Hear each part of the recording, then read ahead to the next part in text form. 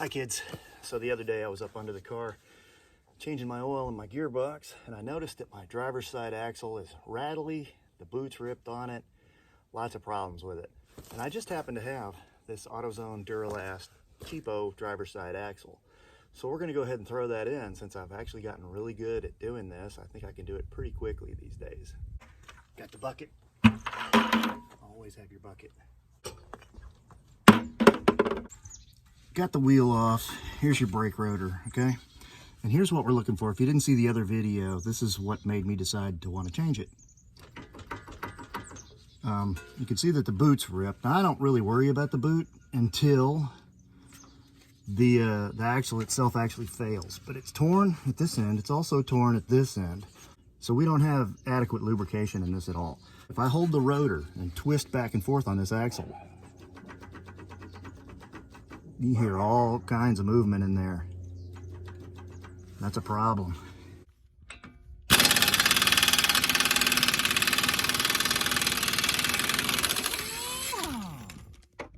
Axle, not even very tight in the hub. Shit. I'm gonna take this brake line loose just so I don't give myself any issues that I don't want to deal with later. Damn.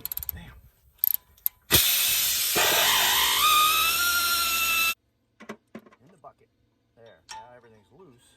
Next move is to take out these two 19mm bolts.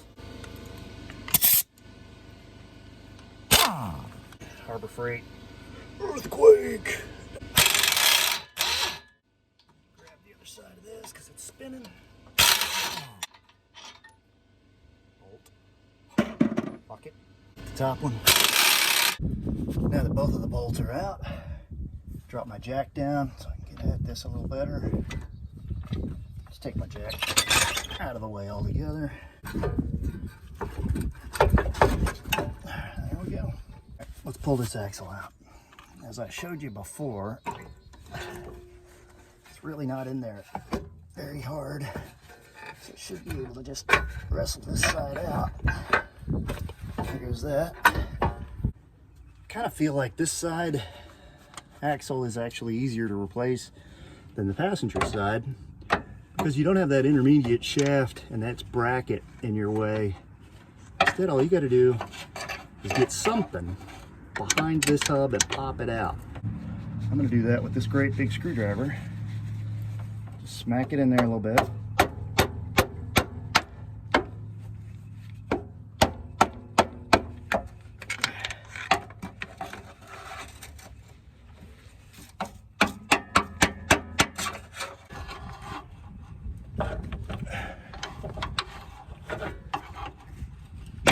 There we go.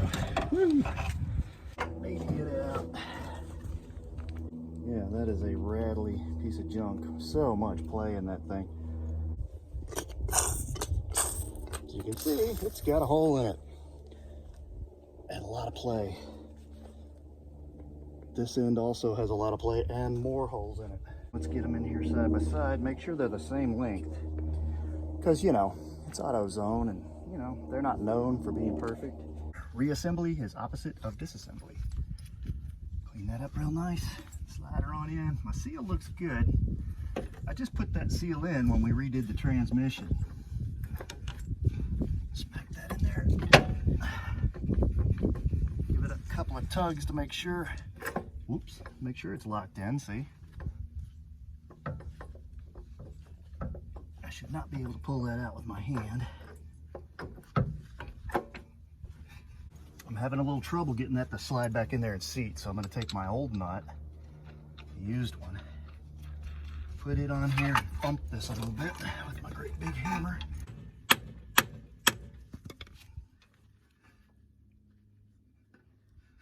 All right, now she's locked in. These are not considered reusable. I have reused them in a pinch, but they're not considered reusable.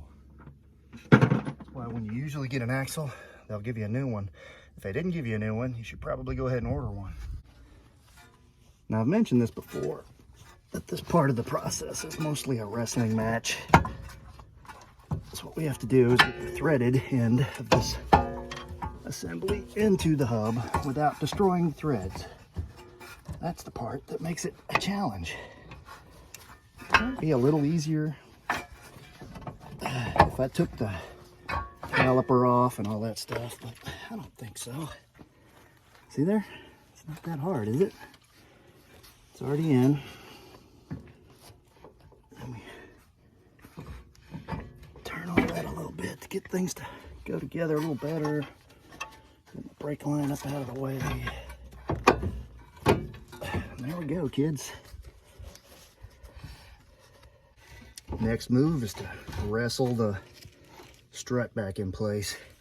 I showed you last time, this is one of my favorite tools for working on suspensions. This is a spud wrench.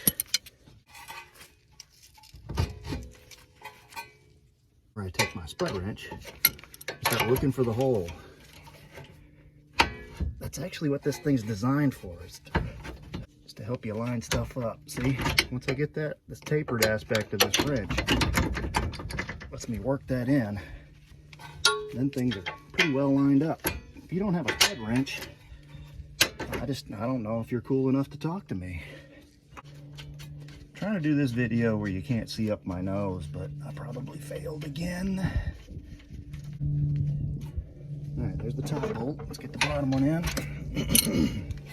Once you got the top one in, the bottom one's not too tricky because it just pivots back and forth. So you just rock things back and forth till they line up. Put this nut on. Now I want to explain something that I don't think I've made clear in some of my other videos. When you take these two bolts out of your front end, you really should go back to an alignment shop and have your front end aligned, because this is going to wreck your alignment taking this out. This is how it's adjusted. A way to do it without wrecking your alignment is to take the ball joint out at the bottom. That'll preserve your alignment as best you have one. But I need an alignment anyway on this car, so I might as well go with what I think is the easy route. Next, we put the 36mm axle nut back on and blast it home with the biggish Harbor Freight Earthquake. Tighten the strut nuts back up.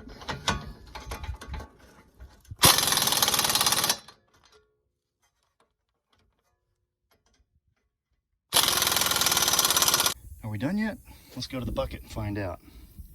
See, we got lug nuts, we got an axle nut that we're not going to reuse. Oh, you know what we forgot? We forgot to put the brake line back on, and I know that because this bolt is still left in the bucket. That's how the bucket system works. Eventually, I'm going to replace these front struts. I've got some from a junkyard that I'm going to rebuild, and when they're done, I'm going to swap these out.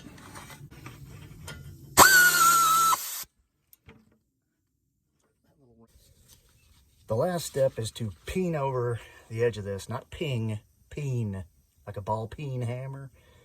You peen over the edge of this into that groove. The purpose of which is to kind of act like a mechanical thread lock. If for some reason these threads lose their integrity, this is supposed to keep this nut from backing off. That's all it takes. That's probably a little overkill, frankly. We're all good to go. No more rattle in our axle. Final step is to put the wheel back on, which requires me to jack the hub back up.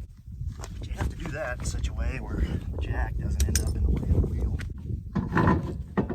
Noticing that I do not put these wheels on with an impact. They should be put on with a torque wrench if you want to get technical. But I'm just going to use this 4-in-1. It's my favorite tool for working on wheels. I think I kind of got it down pat. But for safety reasons, you should use a torque wrench. Disclaimer. Take the jack stand out. Now we pick up the tools, take her for a test drive, see if she complains any less or handles any worse. There's no question in my mind that that axle was bad and needed to be changed, and that the new one is better. However, I've still got that noise that I am now 98% sure is a wheel bearing. So, we're going to have a wheel bearing video in the future, guys. I know you're excited about that.